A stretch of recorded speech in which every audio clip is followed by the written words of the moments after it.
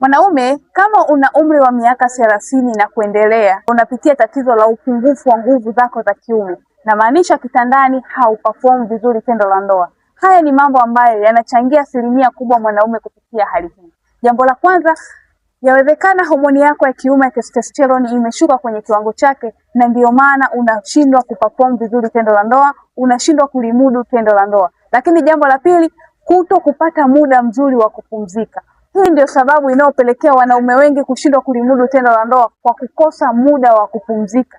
Na maanisha kwamba mwanaume unakosa muda walau masaa 6 ili kuweza kuiboost homoni yako ya kiume, ndio kitu ambacho kinakupelekea wewe mwanaume kushindwa kulimudu tendo la ndoa. Lakini pia kuto kufanya mazoezi pia ndiyo sababu kubwa inayopelekea mwanaume kushindwa kulimudu tendo la ndoa. Sasa kama ni wewe mwanaume ambaye unashindwa kulimudu tendo la ndoa na haujajua namna gani ya kuondokana na changamoto hii, nitafute kwa ushauri na tiba ili niweze kukusaidia wewe mwanaume ambaye unateseka na tatizo la kushindwa kulimudu tendo la ndoa. Hakikisha unanitafuta kwa ushauri na msaada zaidi.